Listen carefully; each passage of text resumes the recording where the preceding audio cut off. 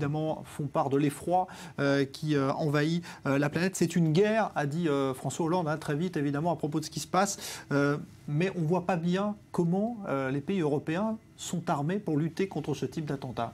Eh bien, ils ne sont pas encore armés pour lutter contre ce type d'attentat. Prenez par exemple les accords de Schengen, où vous pouvez circuler librement dans toute l'Europe. C'était peut-être bien il y a 20 ans, quand vous aviez une situation différente, une réalité différente. Aujourd'hui, ces accords encouragent tout simplement le passage de terroristes d'un État à l'autre. Madame a parlé justement de la Belgique et de la France. Tout est ouvert. Moi, je prends le train à Paris en 1h20. Je suis à Bruxelles. Personne ne me pose jamais une question. Personne ne me regarde. C'est la même chose pour tout le monde. Donc c'est la faillite de Schengen aussi. Je crois qu'il faut maintenant, rectifier maintenant les accords de Schengen, qui d'ailleurs sont déjà bien abîmés, disons, après la Hongrie, après la Slovaquie, après la Slovénie qui ont fermé leurs frontières. Donc, je crois que les pays européens commencent à réaliser le danger qu'il y a dans ce libre parcours.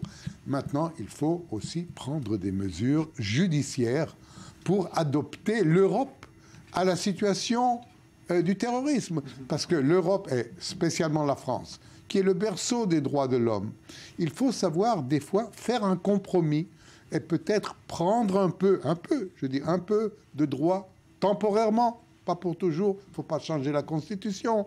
Il y a des édits, on peut faire ça pour 6 mois, pour 1 an.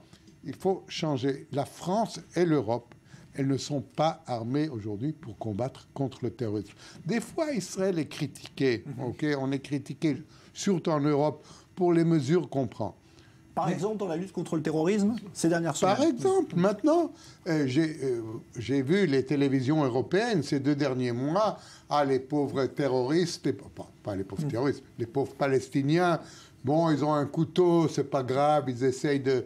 Et puis les Israéliens, ils se comportent en Goliath, etc., etc., etc. Je crois que la réalité qui frappe maintenant l'Europe, c'est que pour lutter contre le terrorisme, il faut prendre des mesures fortes. On ne peut pas lutter dans le terrorisme dans l'esprit de Voltaire et de Montesquieu.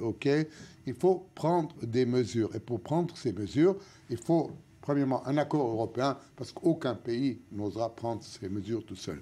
Mais je m'imagine qu'après la réunion qu'il va y avoir lundi, le Parlement va se réunir, le Parlement français va se réunir à Versailles. Je crois que le prochain pas sera une réunion européenne.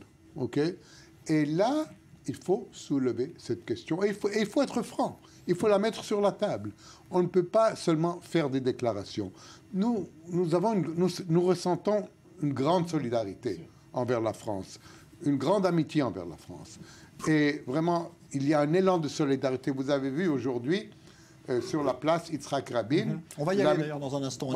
Vous allez voir, la mairie décorée bleu, blanc, rouge. C'est un geste. Les drapeaux israéliens sont en berne. C'est-à-dire, il y a des gestes de solidarité qui viennent du plus profond de nous. Nous comprenons la douleur de la France. Mais après la douleur, il faut penser au lendemain. Il faut penser comment est-ce qu'on peut éviter la prochaine tragédie, le prochain acte de terrorisme. Et là, il faut prendre des actions. Alors, on va vous donner la parole.